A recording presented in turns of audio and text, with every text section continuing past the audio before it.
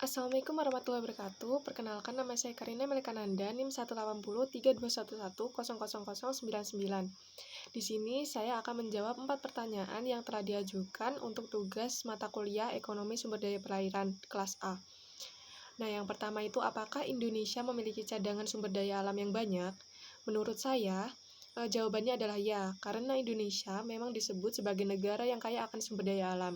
Negara dengan sebutan negara maritim dan agraris, yang sumber daya alamnya itu jumlahnya melimpah, mulai dari sumber daya alam hayati dan non-hayati.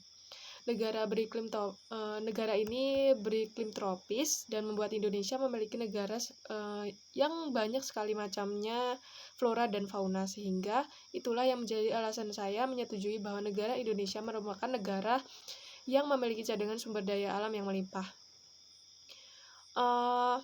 Di sini saya juga memiliki contoh dari artikel ilmiah yang berjudul Potensi Gas Alam di Indonesia, yang ditulis oleh Muhammad Hasan Syukur tahun 2016, yang menyatakan bahwa gas bumi merupakan sumber daya alam dengan cadangan terbesar ketiga setelah minyak bumi. Negara Indonesia pada nyatanya memiliki cadangan gas alam yang cukup besar, yaitu sebesar 170 TCF, dan produksi per tahunnya itu mencapai 2,87 TCF. Dengan komposisi tersebut, Indonesia memiliki reserve to production mencapai 59 tahun. Gas alam juga memiliki harga yang stabil karena jauh dari muatan politis, tidak seperti minyak bumi. Lalu jawaban untuk soal nomor 2, yaitu sikap yang harus ditunjukkan dalam menghadapi peristiwa depresi dan juga kelangkaan sumber daya alam di Indonesia, menurut saya adalah dengan tidak mengeksploitasi sumber daya alam secara berlebihan dan dapat menyebabkan kerusakan keseimbangan sehingga akan menyebabkan depresi maupun kelangkaan yang terjadi di kemudian hari.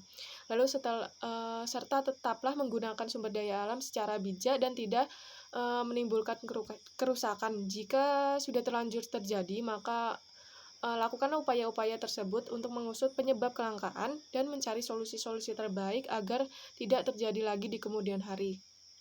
Lalu untuk jawaban pertanyaan yang ketiga, yaitu pendapat terkait eksploitasi sumber daya alam secara besar-besaran karena pembangunan. Menurut saya sebenarnya sah-sah saja dengan hal itu karena pembangunan, apalagi demi untuk memajukan suatu daerah agar lebih mudah dalam mengakses jalan maupun kepentingan pemerintahan, itu cukup sah, tetapi harus memperhatikan bagaimana keadaan lingkungan yang ada di daerah tersebut. Apakah di sana itu memang memiliki sumber daya alam yang melimpah atau cukup sehingga dapat digunakan secara besar-besaran, atau jumlahnya yang terbatas, karena ini akan tergantung pada keadaannya. Jika sumber daya alamnya itu terbatas, maka tentu hal itu tidak dapat diperbolehkan karena dapat merusak ekosistem dan lebih parahnya lagi itu dapat menyebabkan kelangkaan. Nah, untuk jawaban yang keempat, definisi konservasi dan yang saya pahami yaitu merupakan kondisi di mana sumber daya alam itu mengalami keseimbangan, yang artinya jumlahnya itu bisa dibilang cukup dan stabil sehingga tingkat eksploitasinya itu seimbang, sehingga senantiasa akan terus terjaga dan tidak mengalami yang namanya kelangkaan sumber daya alam. Bisa disebut dengan sumber daya alam berkelanjutan. Nah, di sini itu ada contoh upaya konservasi yang saya ambil dari salah satu jurnal saya dan kelompok saya, yaitu kelompok 4, review pada tugas kedua. Judulnya ini berjudul Peranan Pemerintah Desa dalam Memanfaatkan Sumber Daya Alam di Bidang Perikanan Laut untuk Kesejahteraan Masyarakat Desa Kuma, Kecamatan Esang, Kabupaten Kepulauan Talaut. Di jurnal ini itu menunjukkan bahwa ada permasalahan sumber daya alam, yaitu pemanfaatan sumber daya alam kelautan di Desa Kuma yang belum optimal. Nah, di sini itu ada permasalahan.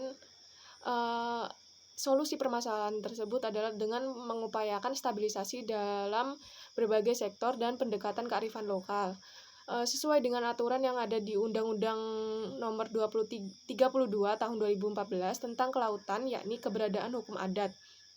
Sebagaimana masyarakat Desa Kuma yang masih menjunjung tinggi nilai-nilai kebudayaan serta adat istiadat dan hukum adat yang diyakini turun-temurun.